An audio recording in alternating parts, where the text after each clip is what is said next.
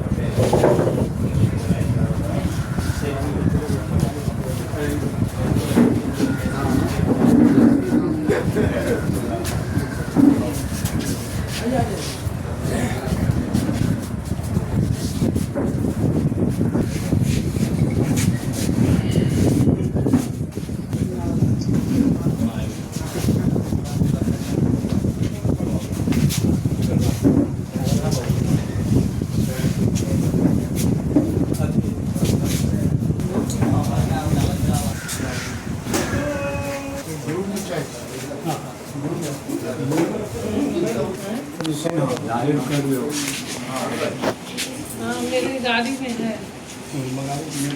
गाड़ी में है।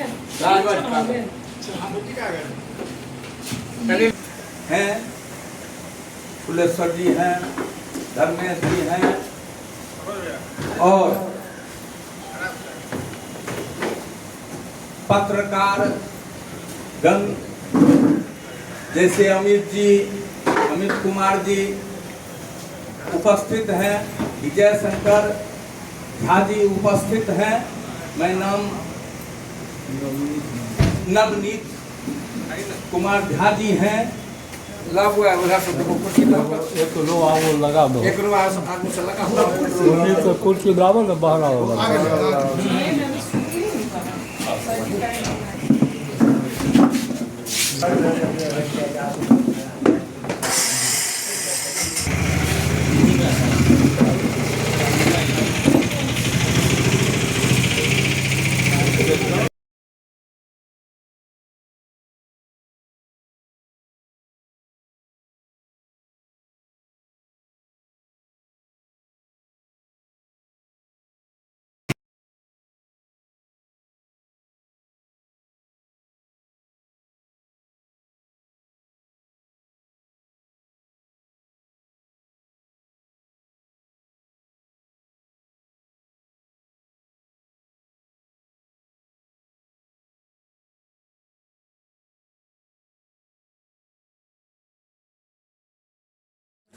दिखता नहीं है हो दादा कोनो किनारा, काहे पलक के गिरा ले लेवानी, काहे पलक के गिरा ले लेवानी। आज हम उस समय से सुन रहे हैं, इसमें दो बिंदु सामने में हमारा अपना जो नजर पड़ा उसके बारे में मैं बताना चाहूंगा कि हमारे चंद्रमणि भैया कांग्रेस के नेता थे। स्वाभाविक रूप है कि आज जो हमारे कांग्रेसी लोग उपस्थित हुए हैं इन्हीं का देन है। और इसी कड़ी में हमारे बड़े एवं भावी प्रत्याशी लोग जनसुराज के उपस्थित हैं। सबसे बड़ी बात जो है कि आज भी हम लोग बैर भाव जाति पाति को भुला नहीं पा रहे हैं, जिसका नतीजा है कि कभी भी आपको सफलता की ओर नहीं ले जा रहा है रास्ता। तो मैं अपने जनसुराज के भाइयों से कहना चाहूंगा कि प्रत्याशी ऐसे ही आते रहेंगे जाते रहेंगे, पार्टी ऐसे ही आते रहेंगे जाते रहेंगे। आप जनता इसका निर्णय करने के लिए स्वयं तैयार है। कोई भी व्यक्ति तब तक आपसे वोट मांगने के लिए नहीं आएंगे जब तक उनको पार्टी जो है अधिकृत उम्मीदवारी का जो है आशीर्वाद नहीं देता है। इसलिए आप लोगों से करबद्ध प्रार्थना करते हैं कि सभी लोग मिल करके आपस में कंधा से कंधा मिलाइए और एक दूसरे के प्रति अपना समर्थन कीजिए कि भैया आप अगर टिकट लेकर के आते हैं तो हम सभी साथ रहेंगे। आपके कामयाबी का राज तभी संभव है जब आप सब कोई साथ रहेंगे। ऐसे ही करफुसकी करते रहेंगे कि ये फलना पार्टी है, ये फलना जात है, कभी भी आपको कामयाबी नहीं मिलेगी। सब कोई समझिए कि हम विधायक बन रहे हैं। एक भी आदमी जो जीता वही सिकंदर। आप जीतने का प्रयास करेंगे।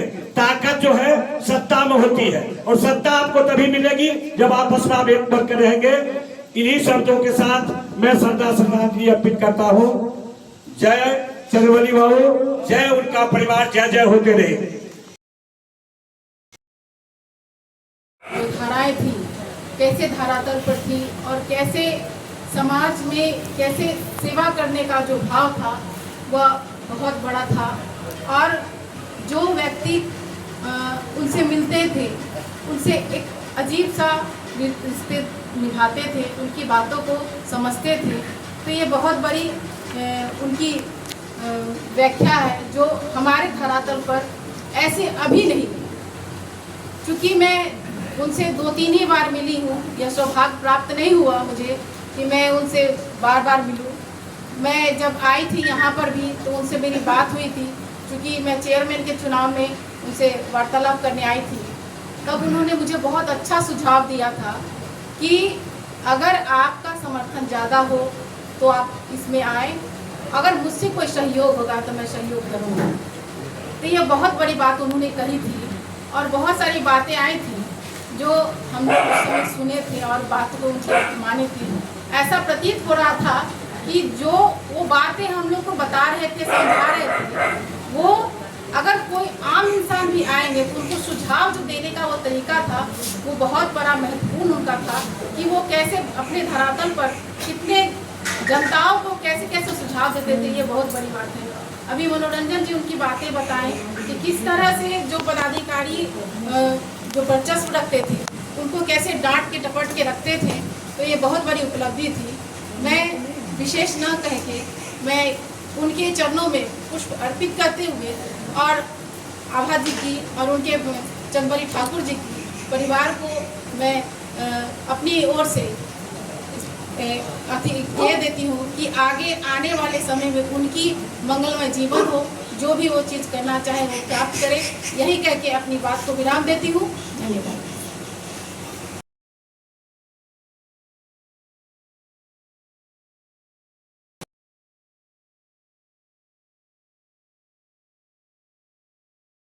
आदरणीय पूर्व विधायक हमारे बीच जो उपस्थित नहीं रहे, आज उनकी चंद्रवली ठाकुर जी का श्रद्धांजलि कार्यक्रम में इस कार्यक्रम की अध्यक्षता कर रहे हैं गार्जियन स्वरूप कपिलेश जी और संचालन भी कर रहे हैं।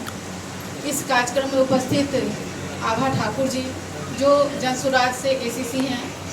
इस कार्यक्रम में उपस्थित हमारी अभिता जी जो जनसुराज की एसीसी हैं और मुख्य अतिथि जो जनसुराज के प्रदेश के हमारे नेता है आदरणीय रामबाल पासवान जी, नीरज जी, शंभू जी, शंकर जी और इस कार्यक्रम में उपस्थित पत्रकार मनोरंजन जी, हमारे बीच उपस्थित नवनीत जी, उपस्थित सभी इस कार्यक्रम में उपस्थित अभिभावकगण और आप सभी का स्वागत है, अभिनंदन है, वंदन है।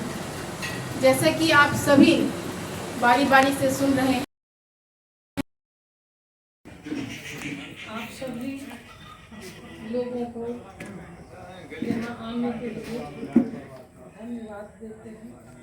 इस श्रद्धांजलि सभा में कपिलेश्वर कुमार जी, राम बालक जी और हिंदुस्तान के पत्रकार मनोरंजन जी,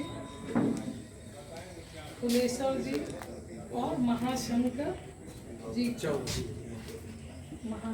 चौधरी जी को, रीना राय जी, अरीता कुमारी, आप सभी को यहाँ आने के लिए और अपनी भावभीनी श्रद्धांजलि देने के लिए आप सभी को बहुत बहुत दिल से आभार व्यक्त करते हैं। और अभी तो सब लोगों से सुने ही हैं इनके विचार को, अपने राजनीति करने का जो एक नेता को जो होना चाहिए समर्पण, ये हर लोगों में ऐसी समर्पण और भावना होनी ही चाहिए कि हम प्रतिनिधित्व करेंगे विभूतिपुर का, तो मेरा कर्तव्य बनता है कि विभूतिपुर के जनता के लिए हम समर्पित हो। बाकी कुछ भी नहीं है, बिल्कुल समर्पित होना है। हम जात धर्म की बात नहीं करेंगे, हम जमात की बात करेंगे। जब हम नेतृत्व करेंगे विभूतिपुर के, तो विभूतिपुर के हर एक जनता, एक एक जनता वो मेरा परिवार है और हम उसके नेता हैं। तो मेरा कर्तव्य है कि उन सबको हम एक भाव और उनके दुख सुख में भागी ले। और अभी हम सब लोगों से ये विभूतिपुर के जनता को हम वचन देते हैं और आपके प्रिय नेता के सामने टिकट मिलती है